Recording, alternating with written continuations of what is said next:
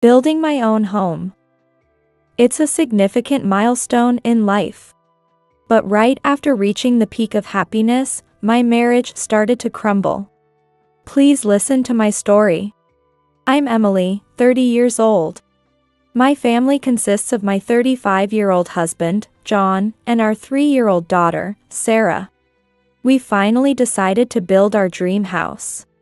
When I tell people this, they often respond with, "Wow, that sounds perfect, you must be so happy." Normally, that would be the case, but not for me. Lately, I've been plagued with worries about the house we're building and John's parents. The first step towards the collapse happened when we left Sarah with John's parents. Both of us work full-time, so we barely have any time during the weekdays. We spent our weekends visiting properties and discussing the house's design. Since Sarah would get bored and fussy while touring properties, we usually left her with my parents, who live nearby. However, one morning, I received a call saying that my father wasn't feeling well and needed to go to the hospital, so they couldn't take care of Sarah. There was nothing I could do, so I thought about canceling our plans for the day. But then, John suggested, "Why don't we leave her with my parents?" Honestly, I don't get along well with John's parents. They believe that they don't need to hold back with their son's wife. Since she's married into the family, they feel they can say whatever they want to her. What century are they living in? Besides, I felt uncomfortable asking them to suddenly take care of a 3-year-old. But if we postponed our plans, the house's completion would also be delayed. After much deliberation, I decided that, just for today, it couldn't be helped, and we left Sarah with John's parents. As soon as our errands were done, I rushed over to John's parents' house with some expensive sweets as a gift. By the time we arrived in the evening, John's parents were in a good mood, possibly because of the gift. I thanked them politely and headed home with Sarah. On the way back, Sarah asked, "Where's Granddad and Grandmom's room in the new house?" "What? Sarah, what are you talking about? Did Grandpa and Grandma ask you that? What did you say?" "I said I don't know." Sarah replied, then resumed talking to her stuffed penguin, as if the conversation had ended. Sarah calls my parents a grandpa and a grandma with different terms. So there's no mistaking that she was referring to John's parents. Maybe they were just curious if they'd have a room to stay in when they visit? At that time, that's what I assumed. Since then, John's parents have started visiting more frequently, often during evenings or holidays when we're home. We currently live in a small, old apartment, saving up to buy our own house. Whenever John's parents come over, they make themselves comfortable on our couch or at the dining table and demand to see the plans for the house under construction.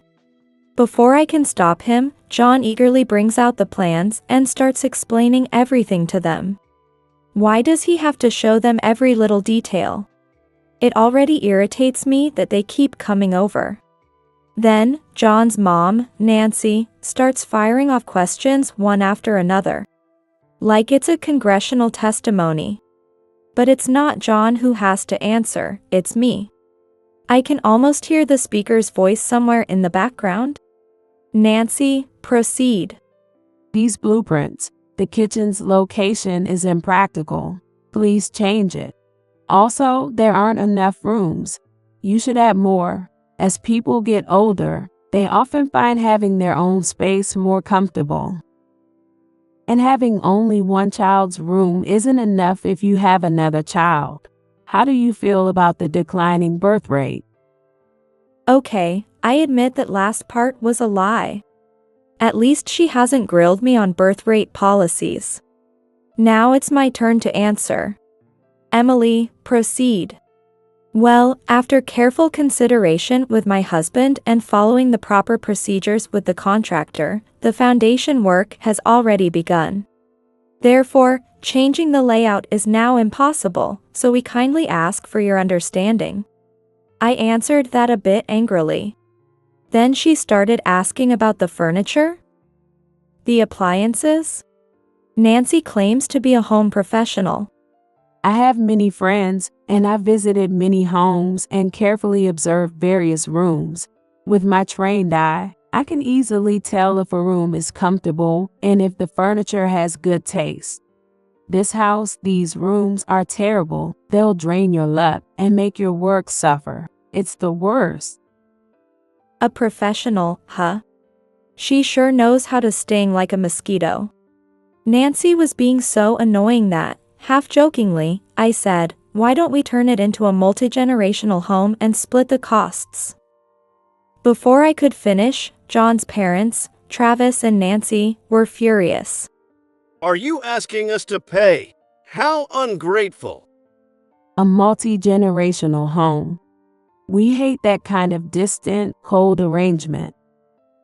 That day, John's parents left in a huff. Good riddance. You're not my parents, and I owe you nothing in terms of respect. You're more like a peanuts than parents. That night, after putting Sarah to bed, John spoke to me with irritation. My parents mean well and are trying to give helpful advice, so don't be so cold to them. Cold? That's not my intention. But don't you think your parents are the ones being rude? They keep interfering with every little detail of our house. They're always trying to one-up me because I'm just the daughter-in-law.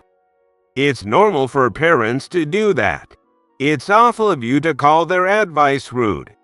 You really don't understand people's feelings, do you? You should cool off and reflect on what you've done. With that, John turned his back to me and didn't say another word. Sure, they're your parents. But we have our own family. And it's not like we've received any financial help from them. They don't give us money, but they sure give us plenty of opinions. How is that not rude?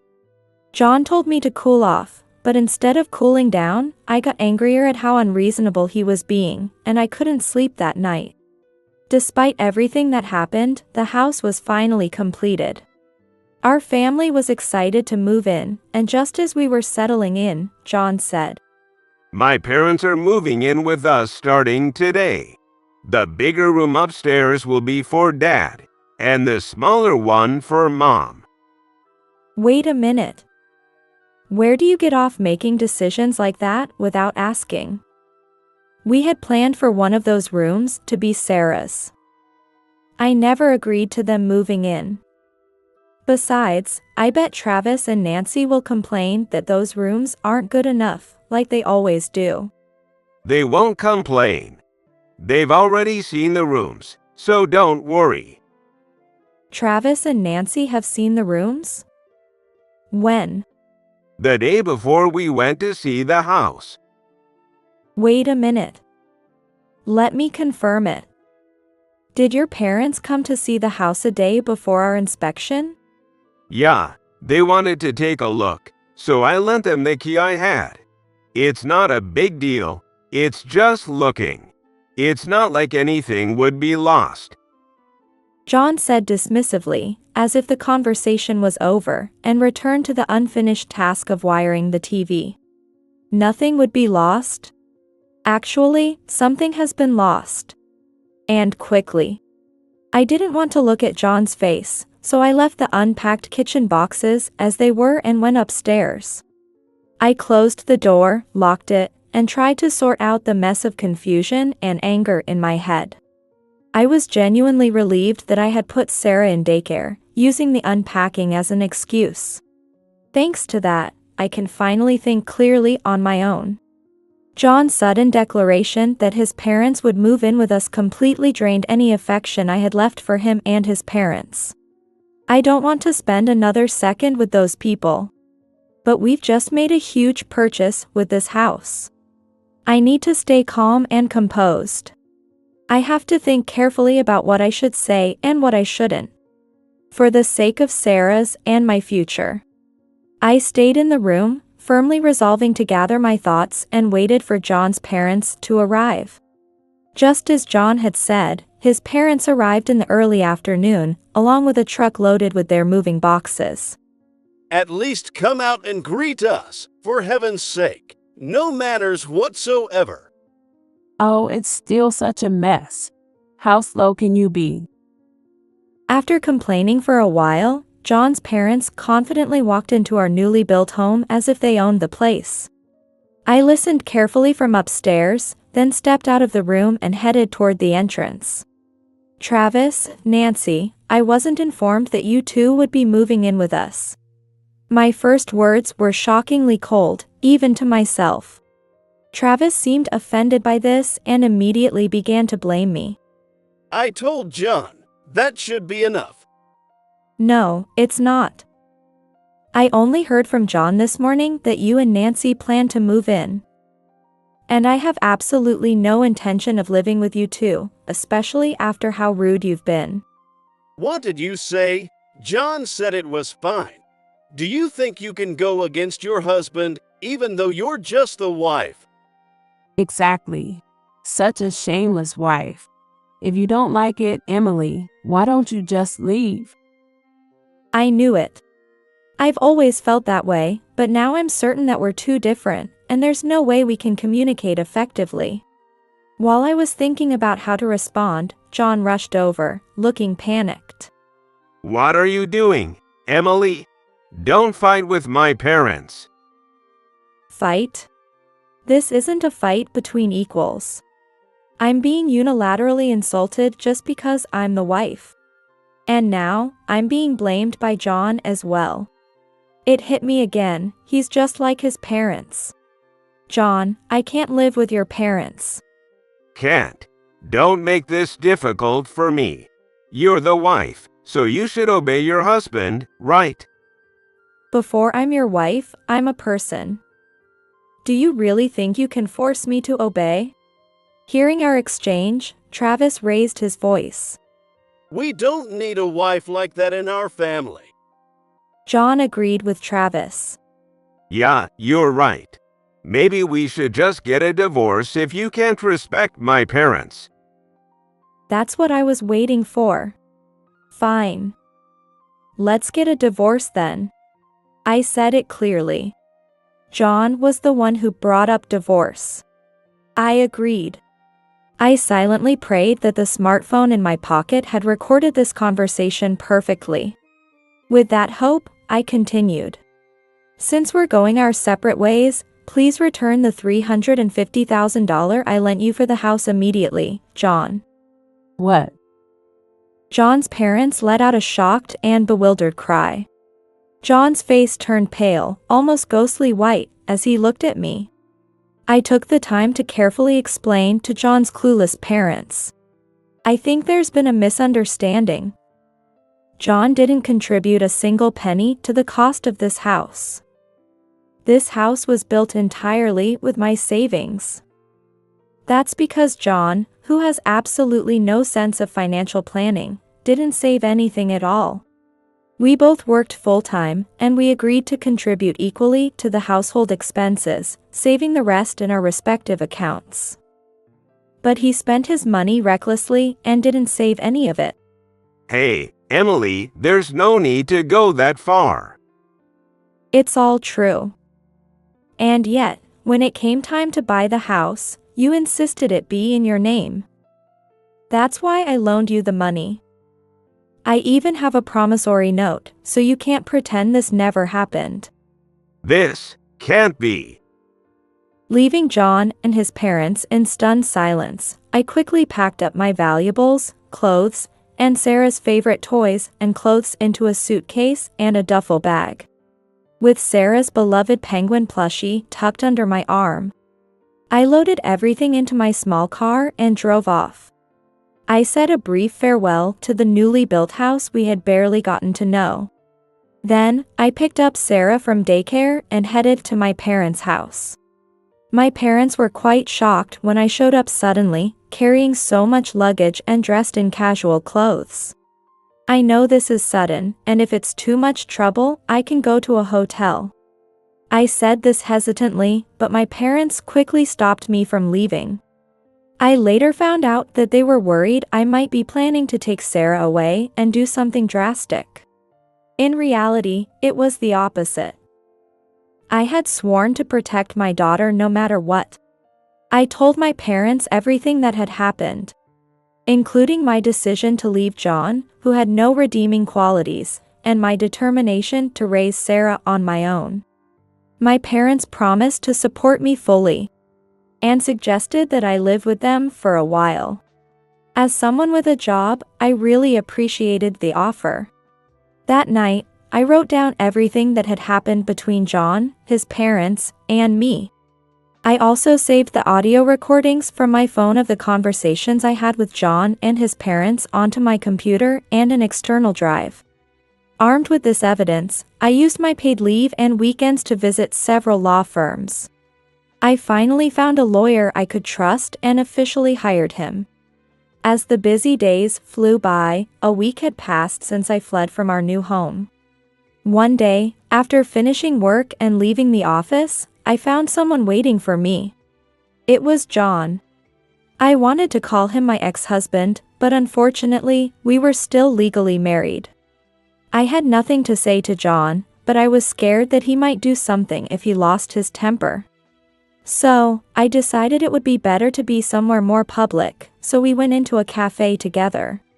Just in case, I made sure to turn on the recording function on my phone. I tried to stay as calm as possible and asked John a question. Is there something you want to talk about? Yeah, about the house. I'll transfer it to your name. In exchange, can we just call it even for the money? I'm sorry, but I don't want to live in that house anymore. Your parents stepped foot in it before we did, right? Why does something like that even matter? It matters to me, so no, it's not possible. I took a sip of my coffee and stared at John. His hair was sticking out in several places, as if he hadn't bothered to style it properly. A scruffy beard was growing on his chin, and his complexion wasn't looking great. He was wearing a suit, but his dress shirt was wrinkled and worn out, looking like it hadn't been ironed or taken to the cleaners. I didn't know what kind of life he was living, but he looked worn out. Please, Emily, I can pay back that much money so easily. You borrowed it knowing it was a lot of money, didn't you? I even suggested putting the house in both our names or just in my name, but you insisted, it's my house. It has to be in my name. That was your choice. That's because I thought I should be the head of the household. And about the divorce, I didn't mean it seriously. It was just a threat. Why did you take it seriously, Emily? I'm serious. I'm done with you, and I'm definitely getting a divorce. It's one thing if you're just unreliable, but with such rude parents attached to you, it's impossible. This can't be happening. Sarah is waiting, so if we're done here, I'm going home. Wait, I'm taking custody of Sarah. John's words made me feel uneasy. When I got back to my parents' house, I asked them to be careful and not let John take Sarah by force. A few days after John's visit, I received a call from Sarah's daycare saying that someone who looked like John's parents was there. I left work early and rushed to the daycare. Fortunately, I had informed the daycare in advance, so John's parents were kept waiting in a separate room and weren't allowed to see Sarah. When I entered the room where John's parents were, they immediately started yelling at me. Give us back our granddaughter, you greedy, a homewrecker. A homewrecker? What do you mean by that? I haven't destroyed anything. If you're not a homewrecker, then you're a scammer. You must have made your money by doing something shady. There's no way someone your age has that much money. No, the money I lent John was all mine. It was honestly earned. It's a combination of my own savings and the money my parents and grandmother gave me as a living inheritance. A living inheritance. That's right. They transferred the maximum amount allowed each year without incurring gift tax into an account in my name. The total amount, plus the money I got from selling stocks in my name and my savings, is what I used. So it was really Emily's money. Didn't you give John any living inheritance? You can still do it now, you know?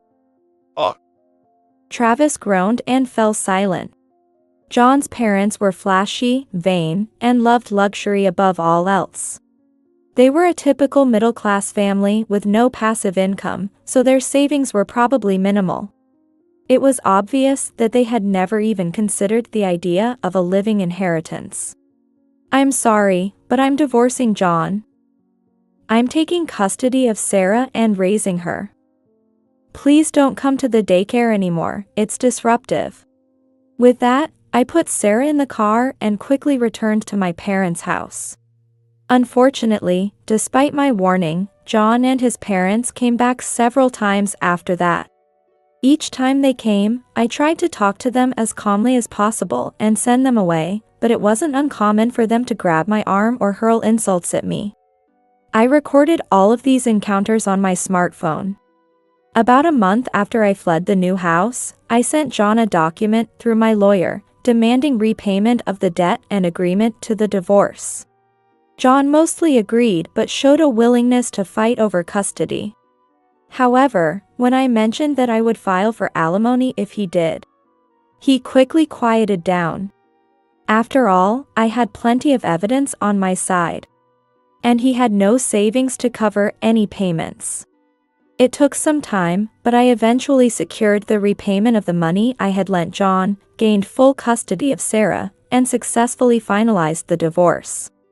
The repayment of John's debt took longer than I expected, because the sale of the new house didn't go as planned. At first, I thought John and his parents would move into the new house together, but they didn't. The reason was simple. Neither John nor his parents could afford to pay the $350,000 for the house. John had no savings to begin with, and even if his parents sold their old house, it wouldn't have been enough. In the end, the new house was put on the market for less than the purchase price, and after several price reductions, they finally found a buyer. John had to borrow money from the bank to cover the difference between the purchase and sale prices, as well as the selling fees. John, now without a house and saddled with debt, ended up living in his parents' dilapidated old home with Travis and Nancy. To make matters worse, John's divorced sister moved back in with her 2 sons. Her sons were in middle and high school. With 6 people crammed into a small, run-down house, it became infamous in the neighborhood for the daily shouting matches. Thankfully, that family never bothered us again. Given that they couldn't even pay child support, they had no reason to show their faces. For years have passed since then, and Sarah is now in the 2nd grade. The 2 of us now live in a rented place near my parents' house. On the days I come home late, Sarah stays with my parents, and with their help, we enjoy our time together. I used to think it would be fine if it were just the 2 of us forever, but now I'm actually seeing someone. He's 36, divorced, and has a daughter in 1st grade. We met because we often ran into each other while picking up and dropping off our kids at daycare, and eventually, he asked me out. Recently, we've been going out as a group of 4, including our daughters.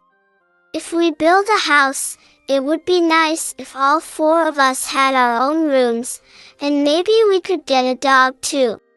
Sarah said this casually the other day, and it made my heart skip a beat.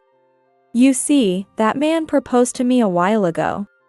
Because of the kids, I asked him to wait for my answer, but deep down, I've already made up my mind. I walked over to Sarah, hugged her small back, and said, "Yes, let's build another house. This time, we'll make sure everyone is happy, and we'll plan it together as a family."